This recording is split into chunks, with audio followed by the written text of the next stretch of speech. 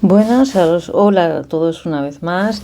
Hoy voy a intentar exponer el tema 50 de la parte especial de ITAL que corresponde con tributario. Deciros que este tema, junto con el esquema de toda la Ley General Tributaria, lo tenéis en un archivo, ¿veis el esquema? Lo tenéis en un archivo que se puede descargar desde el link que aparece en la caja de descripción que hay bajo el vídeo.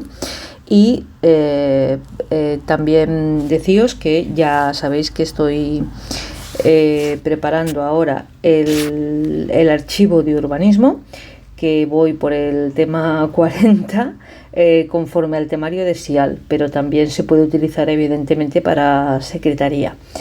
Y en cuanto lo tenga terminado, me falta todavía, pues un poquito. Si voy por el tema 40 y es hasta el tema 40 y no sé, 46 me parece, 45, no estoy muy segura. Me faltan poquitos temas, pero ya son poquitos, ya prácticamente. La ley del 15 está casi ya finiquitada. Bueno, sin más dilación, empezamos ya con este tema de tributario, que habla sobre, a ver, el puntero está aquí, sobre la extinción de la deuda, el pago, la imputación del pago y las consecuencias de la falta de pago, incluso de otras formas de extinción que no son el pago, como la prescripción, la condonación o la compensación, o incluso la insolvencia, que ya veremos cuando se vuelve insolvencia o se considera baja permanente ya de la deuda, ¿de acuerdo? Vamos a empezar por el epígrafe 1, que nos habla de la extinción de la obligación tributaria, es decir, recordad que terminamos el tema 49 lo terminamos en el artículo 108 y ahora nos tenemos que no retrotraer, sino retroceder al artículo 158. A mí esto me genera un caos horrible y yo por eso prefiero estudiar estos temas de tributario directamente por la Ley General Tributaria, por el esquema que yo me he hecho de la Ley General Tributaria. Y cuando tengo que cantar un tema de tributario, directamente acudo a los artículos que me están pidiendo y ya está. Pero es que si yo no estudio, yo personalmente, si yo no me estudio la Ley General Tributaria ordenada, es un caos absoluto, porque no tiene ni pies ni cabeza, o sea, nada concuerda, nada encaja, mientras que si lo estudias por orden del articulado, todo va encajando poco a poco. O sea, primero te van explicando los elementos de la deuda tributaria, luego te van explicando el tema de las consultas y tal, luego llega la deuda tributaria, te explican la liquidación de la deuda, las gestiones de los tipos de gestiones, los tipos de liquidación, ese tipo de cosas. Bueno, extinción de la deuda o de la obligación tributaria, mejor dicho. Lo primero que hace el artículo 58 es ofrecernos una definición o una noción de lo que es o no deuda tributaria, es decir, están incluidos dentro del concepto de deuda tributaria el importe de la cuota tributaria, los intereses de demora, los recargos, bien por declaración extemporánea, bien por pago en periodo ejecutivo, y otros legalmente exigibles. Lo importante es que nunca tendrá la consideración de deuda tributaria la sanción. La sanción es un concepto en sí mismo, una noción en sí misma, que no se incluye dentro de la deuda tributaria. La sanción es una cosa y la deuda tributaria es otra. Aunque es cierto que para exigir el pago de la sanción, sí, exigir está bien dicho, cabe la aplicación del procedimiento de apremio. El artículo 59 nos habla de la extinción de la deuda tributaria. En principio, los supuestos de extinción, el ordinario suele ser el pago, pero también contamos con la prescripción tanto de la deuda como de la posibilidad de exigir el pago, luego lo veremos, la compensación, la condonación prevista por ley. Ya sabéis que la condonación no puede suponer una exención legal o una exclusión prohibida por la ley. Y por último, decir que los efectos liberatorios del pago lo son por el importe pagado, como dice aquí, o por el importe consignado. Me da igual si se paga o se consigna porque hay alguna disputa entre la administración tributaria y el obligado tributario, pues el obligado tributario consigna de alguna manera, consigna la cantidad, para asegurarse de que no nazca primero el periodo ejecutivo y luego los intereses de demora, etcétera, etcétera, porque ya consignó el pago. Bueno, dicho esto, que los efectos liberatorios se entiende que son solo por el importe de lo pagado o de lo consignado, pasamos al pago. Hablamos de las formas de pago y decimos que con carácter general, pues esto se hace en efectivo o en efectos timbrados. Los efectos timbrados están más en desuso, pero se considera una forma de pago de deuda tributaria de momento ordinaria. Suele utilizarse para el pago de tasas, pero no necesariamente. Yo lo recuerdo de cuando me pedí la expedición de un título X de académico y la tasa me la exigieron en efectos timbrados hace ya tiempo. Esto todo, claro, se regula por disposición reglamentaria. También cabe el pago, sobre todo ya ahora, por medios electrónicos, también todo según disposición reglamentaria. Cabe una forma de pago, digamos, más excepcional o más específica, que es el pago en especie. Se permite, por ley. Ojo, esto tiene que estar regulado principio de reserva de ley, artículo 8 de la Ley General Tributaria. Cabe el pago en especie, o cabe, digamos, sugerir a la Administración Tributaria un pago en especie, tanto en periodo voluntario como en periodo ejecutivo. Pero no se pueden pagar en especie, es decir, se inadmitirá el pago en especie por la Administración Tributaria de oficio en los casos de los pagos que se consideren inaplazables, concretamente los del 65.2, que luego los veremos. El artículo 61 nos habla de momento del pago, es decir, en qué momento se considera que el obligado tributario ha pagado la obligación o la cuota tributaria. Si se trata de efectivo, cuando se produce el ingreso, en la correspondiente generalmente es en una entidad bancaria o en un organismo colaborador. Cuando se trata de efectos timbrados, cuando se usen. ¿Y cuándo se usan? Cuando se produce el hecho imponible. Es decir, cuando yo voy a solicitar la titulación X, yo lo recuerdo hace mucho tiempo, que fui a un título académico, entonces cuando yo solicito la expedición del título académico, que es el hecho imponible, me piden que entregue los efectos timbrados. Y cuando se trata del pago en especie, aquí ya hay que acudir a la normativa reguladora, porque el pago en especie, podemos estar hablando de bienes muebles, de semovientes, de inmuebles, hay que hacer una valoración, es complejo. Los plazos para el pago, el artículo 62, pues en principio distinguimos en los supuestos de autoliquidación, donde habrá que referirse al plazo que marque la normativa de cada tributo. Yo recuerdo, si no me falla la memoria, el IVA, por ejemplo. El IVA, creo recordar que se ingresaba en los 30 días siguientes a la conclusión de cada trimestre. Es decir, el IVA ya sabéis que es trimestral, o al menos yo en mis tiempos era trimestral, y durante el mes siguiente pues tenía que hacer no recuerdo qué número de modelo era, pero sé que era un modelo donde hacía, pues declaraba el hecho imponible, hacía la autoliquidación y la presentaba. Así pues, esto claro, en el IVA eran 30 días.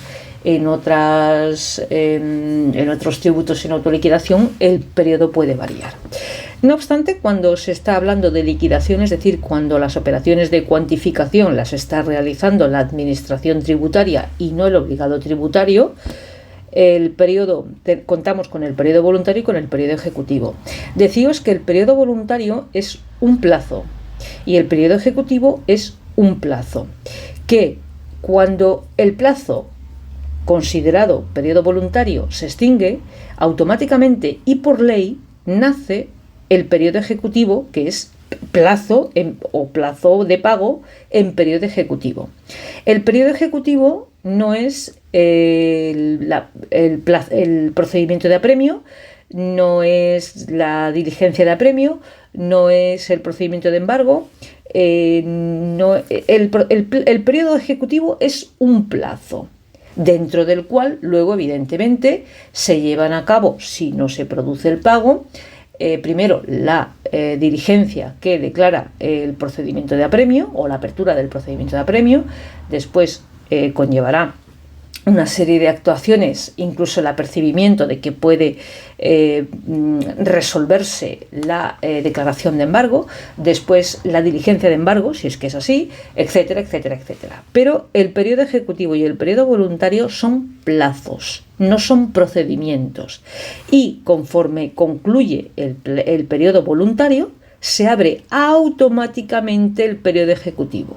Lo que no es automático es la diligencia de providencia la providencia de apremio, que es la resolución administrativa que abre el procedimiento de apremio, que es distinto al periodo ejecutivo, aunque se lleva a cabo durante el periodo ejecutivo. Bien, no sé si lo he liado más, pero he querido distinguir el periodo ejecutivo o el periodo de apremio, que a veces se dice el periodo de apremio, que es un plazo del procedimiento de apremio, que es un procedimiento administrativo y que no se abre automáticamente por el transcurso del tiempo, sino por una resolución administrativa expresa, además. Bien, el periodo voluntario, cuando la notificación de la deuda tributaria se produce entre los días 1 al 15 de un mes concreto, pues el plazo voluntario concluye antes del 20 del mes posterior, y si la notificación se hace del 16 al fin del mes que sea, pues antes del 5 del mes posterior. El periodo ejecutivo, es decir, una vez concluye este periodo de los que estamos hablando aquí, se abre automáticamente el periodo ejecutivo. No obstante, se notifica de nuevo se notifica en este caso la obligación de pagar la deuda a través de la providencia de apremio. Pero el plazo ejecutivo se ha abierto ya, ¿de acuerdo? La providencia de apremio es una resolución administrativa que se notifica, y a partir de la notificación es cuando despliega efectos. Bueno, pues si la notificación se ha producido entre el 1, la notificación de la providencia de apremio, vale, del 1 al 15, pues tenemos antes del 20 del mismo mes, y del 16 al fin de mes, pues antes del 5 del mes siguiente. Veis cómo los plazos se acortan ya bastante, y además probablemente, salvo disposición legal en contrario, ya haya intereses de demora. Incluso si se ha abierto la providencia de apremio, puede haber iniciado el procedimiento de paro. Periodo ejecutivo se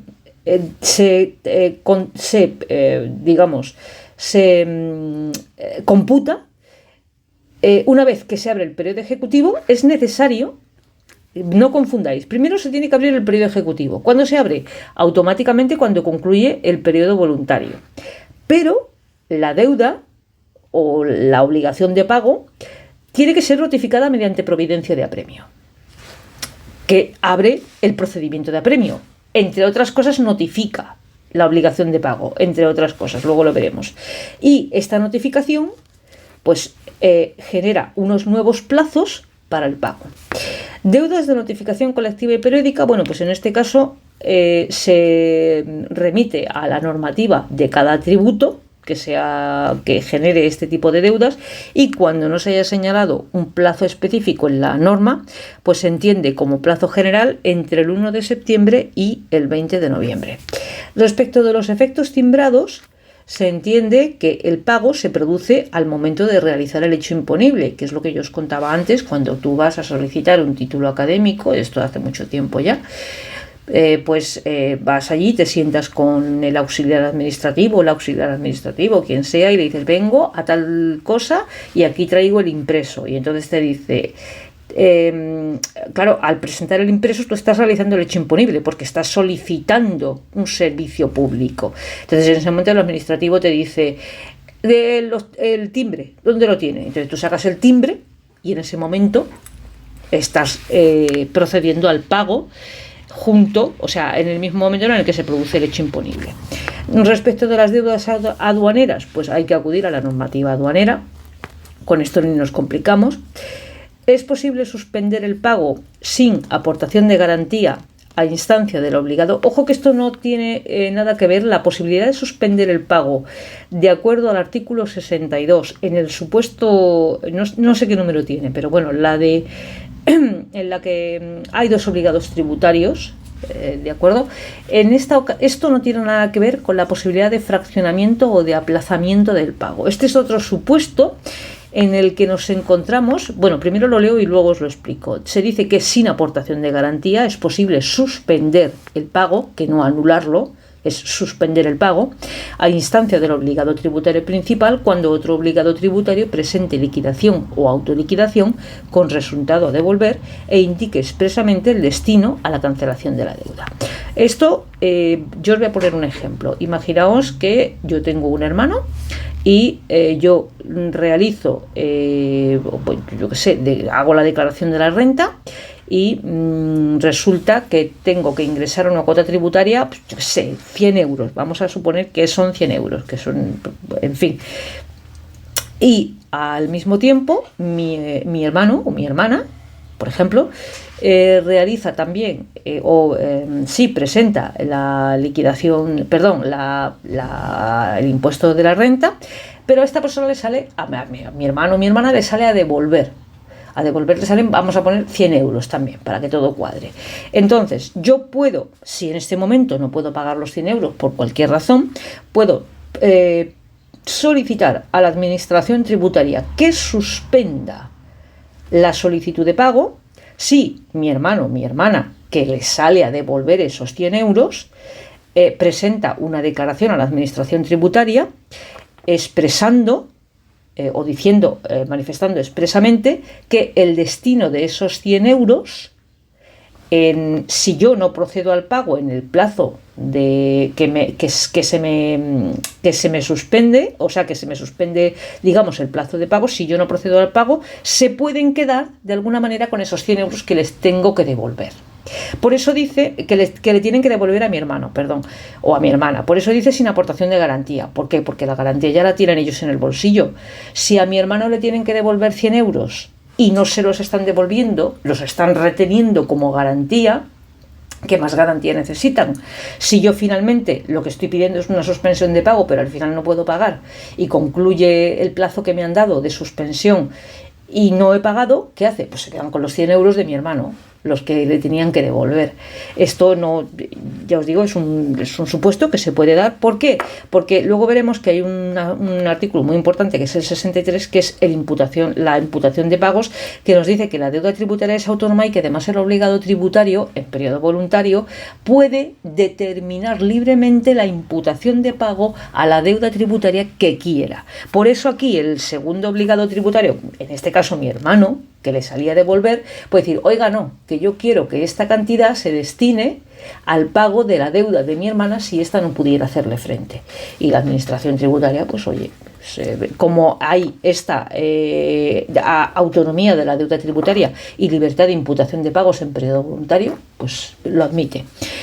Por último, se dice que se suspenderá el pago también sin aportación de garantías cuando haya duplicidad de pago. Esto está un poco resumido. Duplicidad de pagos no significa necesariamente que haya pagado dos veces el mismo tributo a la misma administración.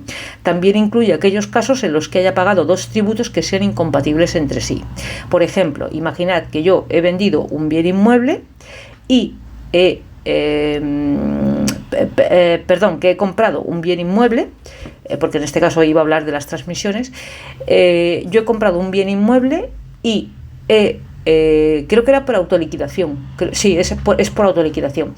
Yo autoliquido transmisiones y pago transmisiones. Y luego, además, por cualquier razón, yo qué sé, por cualquier razón, autoliquido donaciones y pago donaciones, el impuesto de donaciones. Entonces, me da igual si la donación ha sido a título oneroso o lucrativo. Si yo pago transmisiones, no puedo pagar donaciones. Porque yo no puedo haber adquirido, o sea, si he adquirido a título de compraventa, no puedo haber adquirido a título gratuito. O sea, es que no, es incompatible, no puede ser el uno y el otro.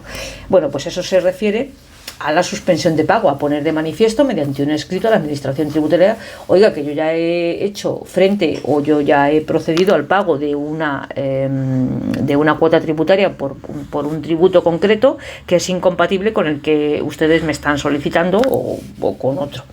La imputación de pagos, consecuencias de la falta de pago y la posible consignación en el caso de que haya disputas entre el obligado tributario y la administración tributaria. Primero, el artículo 63, que ya os he dicho que es bastante importante, lo tenéis que asimilar, más que aprender, tenéis que asimilar el concepto de lo que supone que la deuda tributaria sea autónoma.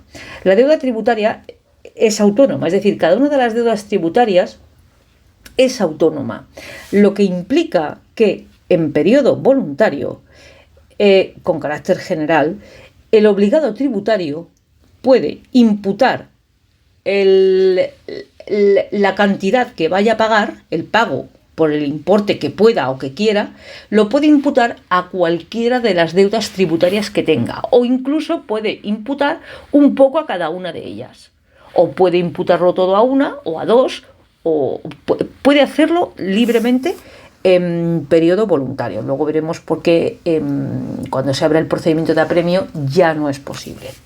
Así pues, no obstante, tener en cuenta que existe esa libertad de imputación de pago en periodo voluntario, el cobro de un débito de vencimiento posterior, esto cae de su peso, no extingue los anteriores que estén al descubierto. En fin, esto no hace falta que lo explique, no me voy a entretener. En fase de ejecución forzosa ya sí que no existe esta libertad de imputación de pago con carácter general, y es aquí la Administración Tributaria la que determina el orden o la imputación del pago. Generalmente partiendo de las más antiguas, generalmente. ¿Por qué? Porque una vez que entramos en la fase de ejecución forzosa y se abre el procedimiento de apremio, aquí ya los fondos que se van a obtener para el pago de las deudas tributarias se van a hacer de modo coercitivo. Es decir, si yo entro en procedimiento de apremio, lo que probablemente va a ocurrir es que va a haber un apremio contra mi patrimonio, un procedimiento de apremio contra mi patrimonio. ¿Para qué? Para obtener la cantidad líquida suficiente para hacer frente al pago de las deudas tributarias. Entonces, como ya es la administración la que me embarga las cuentas, o la que me embarga la casa, o la que me embarga el coche, o la que me embarga, yo qué sé, iba a decir una ordinariedad, pero bueno, el bikini, pues es la administración tributaria la que decide cómo se imputa el pago. Por eso yo decía que esto se aplica al periodo voluntario. Cuando ya estamos en una fase de ejecución forzosa, cuando ya se ha abierto el procedimiento de apremio, ya no hay esa libertad. Generalmente partiendo de las más antiguas. Y de otro lado se dice que la administración tributaria goza de preferencia para imputar el pago cuando concurra con otras entidades. Bueno, pues esto queda claro, ¿no? Que si concurre tributos que se deben a la administración tributaria y a otras entidades, pues aquí es la administración tributaria quien tiene esto sí es una potestad, aunque no lo diga, esto es una potestad como la copa de un pino, para imputar el pago de la manera que estime pertinente. 64. Consignación del pago. Bueno, pues esto ya sabéis que cuando hay algún tipo de problema generalmente por la determinación de la cuota tributaria entre la administración tributaria y el obligado tributario, que dice, no, tengo que pagar 100, y los otros dicen, no, son 150, y el otro que no, que son 100, y el otro que no, que son 150. Bueno, pues cuando hay tal, lo suyo es consignar. Lo que pasa es que la consignación es el ingreso en una cuenta corriente específica.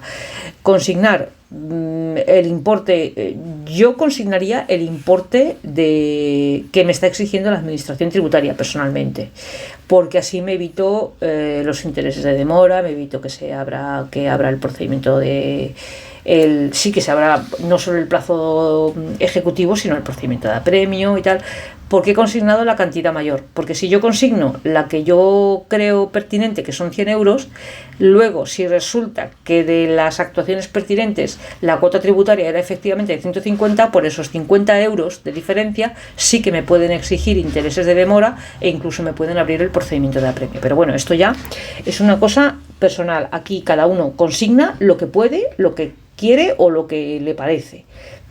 No quiero decir que sea libre, sino que cada uno consigna también lo que puede. No sé, habrá personas a lo mejor que no pueden consignar toda la deuda y consignan parte. Bueno, el 65 es el que nos habla de los aplazamientos y los fraccionamientos del pago. En principio podrán aplazarse o fraccionarse las deudas tributarias, tanto en periodo voluntario como en periodo ejecutivo. Ya sabéis que había unas excepciones que ahora las veremos. Eso sí, previa solicitud del obligado tributario.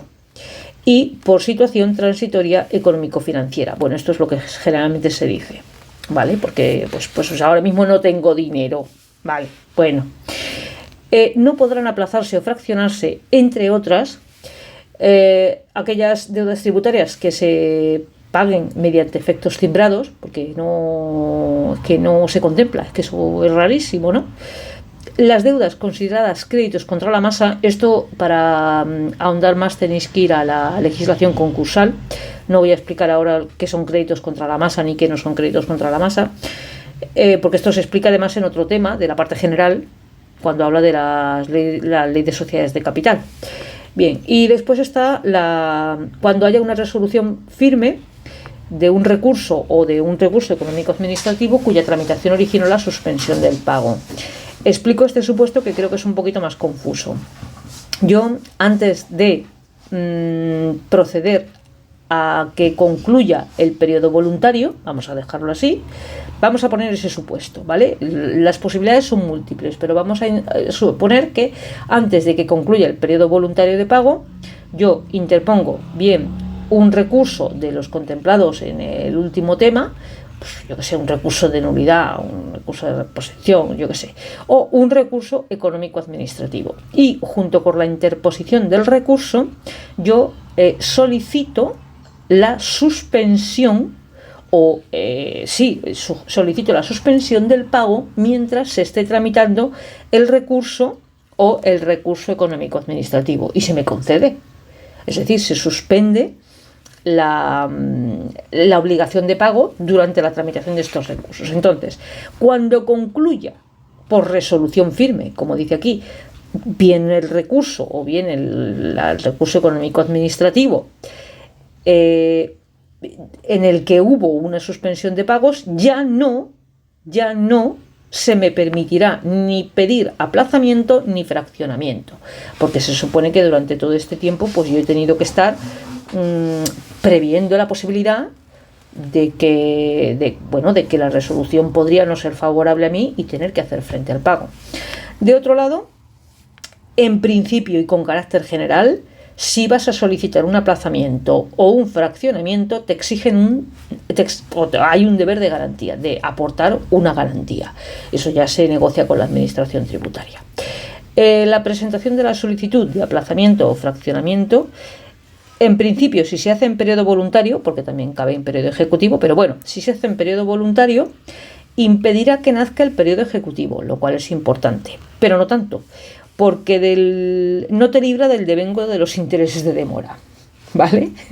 O sea, no nace, lo cual es curioso, porque no nace el periodo ejecutivo, pero te comes los intereses de demora que son consecuencia del periodo ejecutivo, ¿vale? El plazo de solicitud, bueno, pues hasta la notificación de acuerdo de enajenación de bienes embargados. Para esto tendría que explicar cómo se hace el embargo, pero lo voy a intentar hacer muy simple. El embargo, sabéis que es un procedimiento que lleva varios trámites, varias actuaciones, pero la última es la adjudicación. ¿A quién? Al adjudicatario. Lo que pasa es que el adjudicatario, cuando concurrió al embargo, a la subasta, por decirlo así, no consignó todo el precio del bien que se está subastando, sino que consignó un porcentaje que se exige por ley para poder acceder a la subasta. Entonces, una vez accede a la subasta esta persona, pues ofrece la postura mayor y se le adjudica el bien. Pero posteriormente, el adjudicatario, que ya es adjudicatario, para que la transmisión se perfeccione, tiene que proceder al ingreso del remate, que se dice, es decir, al resto del dinero que hasta completar la cantidad resultante del embargo. Porque si yo consigné un 10% para poder participar en el embargo, pero luego el valor o la postura final ha sido de, no sé, yo ingresé 100 euros, pero la postura final ha sido 300 euros, pues tengo que ingresar esos 200 euros. Entonces, en ese ínterin que hay, desde que se produce el nombramiento de adjudicatario, pero aún no ha ingresado el remate, ¿de acuerdo? En ese ínterin todavía puede el obligado tributario principal, el titular de los bienes, puede o no ser el obligado tributario principal, puede ser un sustituto, pero bueno, el titular del bien que está siendo embargado puede consignar el importe de la deuda tributaria y liberar el bien, ¿de acuerdo? Hasta que no se produzca el ingreso del remate, que es lo que perfecciona la transacción del embargo. Bien, y por último, la tramitación del procedimiento de apremio, pues decir que durante la tramitación se puede, vamos a ver, claro que se puede solicitar aplazamiento o fraccionamiento, pero la tramitación es paralela, no se suspende ninguna. Se sigue tramitando el procedimiento de apremio mientras se tramita si te van o no a conceder el aplazamiento o el fraccionamiento. De otro lado tenemos ya el apartado 4, que nos habla de otras formas de extinción. Tenemos en los artículos 66 y 67 los plazos de prescripción y el cómputo, y se nos dice que en principio la prescripción es a los 4 años.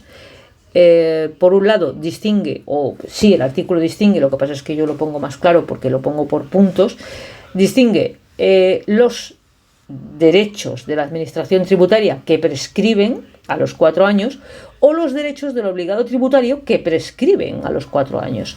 Bueno, pues los derechos de la obligación tributaria son a practicar la liquidación de la deuda, cuyo plazo comienza a contarse desde el final del plazo para la liquidación o la autoliquidación, o el derecho a exigir el pago de la deuda. Esto es una errata, ¿vale? Que comienza a computar desde el final del periodo voluntario. Por eso es tan importante lo de la apertura automática del plazo ejecutivo, del periodo ejecutivo. ¿Qué derechos tiene el obligado tributario y que pueden prescribir? Pues derecho a solicitar devoluciones o incluso devolución de ingresos indebidos o reembolsos de garantías, y derecho a solicitar el importe, o sea, a obtener el importe, no solo a solicitarlo documentalmente, sino a que se le haga el ingreso. En este caso, en el primer caso, el plazo computa desde el final del plazo para solicitarlo, y en el segundo caso, desde el fin del plazo para la devolución.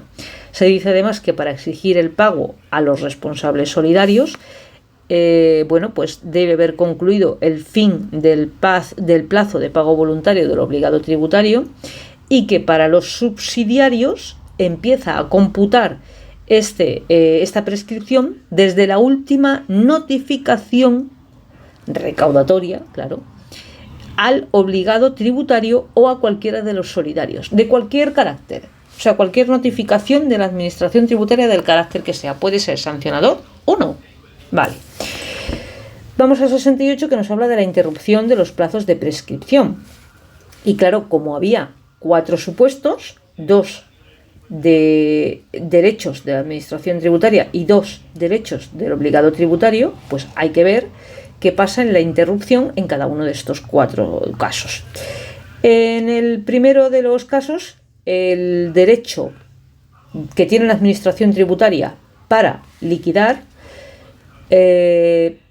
sabemos que prescribe a los 4 años, pero esta prescripción se puede interrumpir porque se realice cualquier acción por parte de la Administración tributaria con conocimiento formal del obligado tributario, conducente a la realización o reconocimiento de cualquier elemento de la obligación tributaria. Y ojo con esto, aunque la acción se dirija inicialmente a un obligado tributario distinto, ¿vale?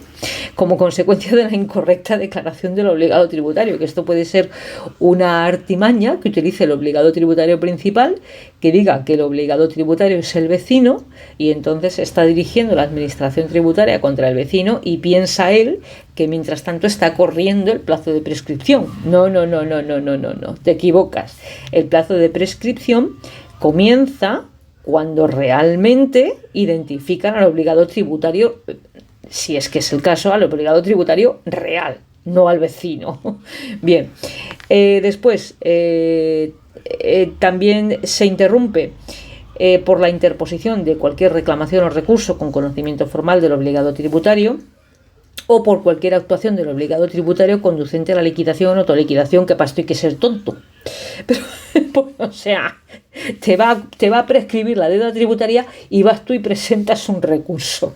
Como decía un humorista, tonto tú, tonto tu padre, tonto tu abuelo. Bueno, para exigir el pago, que es otro de los derechos que tiene la Administración tributaria que puede prescribir a los 4 años, se dice que se interrumpe por cualquier acción de la Administración tributaria con conocimiento formal del obligado tributario conducente a la recaudación de la deuda, por la interposición de una reclamación o un recurso con conocimiento formal del obligado tributario o por cualquier actuación de la obligación del obligado tributario conducente a la recaudación. Estamos en el mismo supuesto que aquí, es decir, tonto tú, tonto tu abuelo, tonto tu padre, tonto tu abuelo. Si estos no se han dado cuenta, tú calladito, que esto prescribe. Y aquí paz y después gloria. Bueno, fuera bromas. Ahora vamos a ver esos derechos que tiene el obligado tributario, la interrupción de la prescripción, cuándo se produce y cómo computa. Bueno, pues para solicitar devoluciones se interrumpe la prescripción por cualquier actuación fehaciente del obligado tributario en orden a solicitar las devoluciones. Pues bien porque las solicita por medio de un documento o bien porque lo hace a través de otra deuda tributaria. Y dice, oye, que quiero que se me compense con la devolución que me correspondía de tal cosa que todavía no me la habéis devuelto. Bueno, vale. O por la interposición o tramitación de recursos.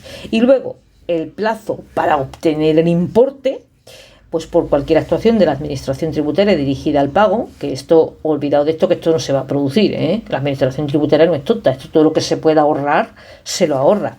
Esto sí, cualquier actuación del obligado tributario para exigir el pago, pues lo dicho, oye, ¿que dónde está mi dinero? O por la interposición de cualquier recurso dirigido a exigir el pago. Y ojo con esto, porque si el recurso va dirigido a otra cosa o incluso a la determinación o cuantificación o a la valoración de los elementos de la deuda tributaria, no se considera que interrumpe el plazo de prescripción. Tiene que ser dirigido a exigir el pago. De otro lado, tener en cuenta que la interrupción, si se produce la interrupción de la prescripción, el cómputo se reinicia con carácter general, ¿vale? La extensión de la interrupción al resto de obligados tributarios, salvo que sean mancomunados, porque esto, ya ves tú, con una deuda mancomunada, esto es muy complicado.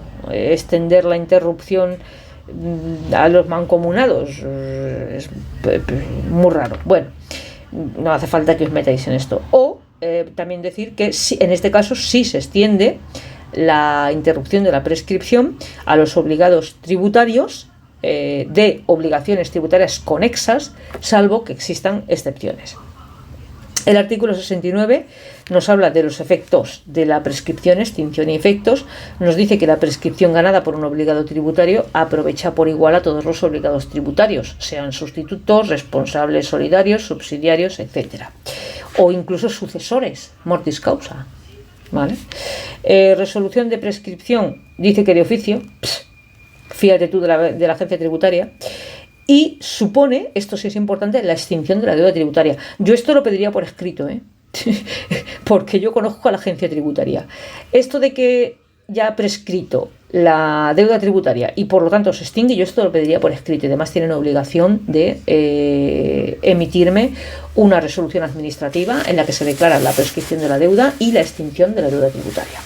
Artículo 70. Efectos de la prescripción en relación con las obligaciones formales. Bueno, pues hasta ahora estábamos viendo las materiales, que eran las pecuniarias, y ahora vemos las formales, que se dice que prescribirán al mismo tiempo que el plazo de prescripción de estas últimas, o sea, de las materiales. Vamos, que viene a decir lo mismo, que prescriben cuando prescriben las materiales. El artículo 71 es otro caso distinto, que no es la prescripción, que es una forma de extinguir la deuda, que es la compensación, que también extingue la deuda, pero es otra forma distinta. La compensación consiste en la extinción total o parcial de la deuda tributaria por compensación con créditos reconocidos por acto administrativo. Es algo parecido a lo que os comentaba antes, que decía que yo, pues realizo una autoliquidación, vamos a poner que de IVA, yo qué sé, una autoliquidación de IVA, y en la autoliquidación de IVA, pues solicito que se me compense la cantidad a ingresar con una cantidad, o se me compense, claro, con una cantidad a devolver que resultaba de otro tributo, yo qué sé, a lo mejor de la declaración de la renta, que me sale a devolver y todavía no me lo han devuelto, no me lo han ingresado. Entonces, como es un crédito reconocido por la Administración Tributaria, porque hay una resolución de la Administración Tributaria en virtud de la cual se dice que el resultado de la autoliquidación del IRPF es a devolver, como es un crédito reconocido, yo puedo solicitar que se me compense pues el IVA que tengo que pagar con lo que me tenían que devolver de la renta. 72. Compensación a instancia del obligado tributario. Generalmente lo tienes tú que pedir, pero bueno. En principio, esta solicitud se puede hacer en periodo voluntario o ejecutivo. Se supone que estamos hablando de la deuda tributaria, no de la deuda con la que pretendo compensar. Es decir, en este caso con la autoliquidación del IVA, que era la que la que me sale a pagar y la que pretendo compensar con lo que me tenían que devolver del IRPF, ¿vale? Presentación de la solicitud, bueno, pues en periodo voluntario, ¿qué hace? Que impide el nacimiento del periodo ejecutivo, pero los intereses de demora te los comes. Ya os lo he dicho, que yo conozco la administración tributaria, o sea, no, el periodo ejecutivo no nace, impide el nacimiento, sí, pero te comen los intereses de demora, con lo cual pues casi, vaya, es lo mismo. Y por último, genera una extinción de la deuda, se produce una extinción de la deuda cuando se presenta solicitud y cuando se cumplen los requisitos y hay una resolución expresa por parte de la Administración Tributaria que se llama acuerdo de compensación o resolución de acuerdo de compensación. Yo eso también lo pediría por escrito, que luego yo conozco a la Administración Tributaria y donde digo, ¿vale? Y dicen, perdón, esto se ha perdido. Que eso pasa mucho. En la Administración Tributaria, cuando son deudas al debe, no al haber, bueno, al haber suyo, suele pasar mucho, ¿no? Que se pierden los archivos, se pierden, no sé, o sea, yo he pagado licencias administrativas para cosas y luego me las han vuelto a pedir y dicen, no, esto no está aquí, he tenido que ir con la copia de registro sellada, tal, y no, es que lo hemos perdido. Y yo digo, pero ¿qué me estáis contando? Que habéis perdido una licencia, claro, un pago, se produce un pago, yo solicito una licencia para cualquier cosa, X, y yo realizo el pago que me genera esa licencia. Y luego me lo piden otra vez y me dicen con todo el morro que no, que allí no está, y claro, tengo que llevar no solo el certificado de pago, sino el certificado de ingreso bancario, más el documento administrativo que está con sello de registro de entrada y de salida, donde se certifica el pago y tal, y siguen diciendo que es que no lo encuentran. Oye, y que yo me quedaba, yo decía, pero ¿qué morro tiene? En este caso era una mujer, me da igual si es una mujer, si es un hombre o si es un perro. A mí ya me da igual lo que pongan allí. Pero yo decía, y además se lo dije, digo, pero ¿qué morro tenéis? Digo, pero ¿cómo me estás diciendo que no lo encuentras? Pero que, o sea, fíjate tú de la Administración Tributaria. Por eso digo que todo lo pidáis por escrito y lo guardéis como oro en paño. De otro lado tenemos supuestos de compensación de oficio. Bueno, dice, vamos a ver cuáles son estos supuestos. Bueno, pues cuando las deudas estén en periodo ejecutivo, la deuda que pretendo compensar. En periodo voluntario, cuando exista una cantidad de ingresar y otra devolver nacidas de un mismo procedimiento. Yo hablaba, fijaos, yo he puesto un ejemplo con dos tributos distintos, el IVA y el IRPF, pero imaginaos que se trata de otro tributo o de otro procedimiento en el que a la vez exista una obligación de ingresar y una obligación a devolver. No me preguntéis un supuesto porque yo ahora mismo no se me ocurre, pero se trata de un mismo procedimiento, no de un mismo tributo. Ojo, un mismo procedimiento, porque en el mismo procedimiento se pueden estar sustanciando recursos sobre varios tributos. Vale. Después tienen que ser, efectivamente, deudas vencidas, líquidas y exigibles. Esto es el caso de que existan deudas vencidas, líquidas y exigibles de las comunidades autónomas o de las entidades locales respecto de la AGE, con lo cual aquí la compensación es de oficio, es decir, generalmente se lo come la AGE, se cobra las deudas vencidas, líquidas y exigibles de las entidades locales de las PTE, se las detrae directamente de las PTE y se produce efectivamente, una vez que ya se ha compensado, la extinción de la deuda, con lo cual no se produce el inicio del periodo ejecutivo y siempre y cuando se cumplan los requisitos, que es, entre otros, que se haya procedido efectivamente a justificar la compensación y, por último, que se emita resolución de acuerdo de compensación, que esto es un documento administrativo que se ha de emitir expresamente y que yo lo pediría por triplicado, así te lo digo, y lo guardaría en la caja fuerte. Artículo 74, extinción de las deudas de entidades de derecho público mediante deducciones sobre transferencias.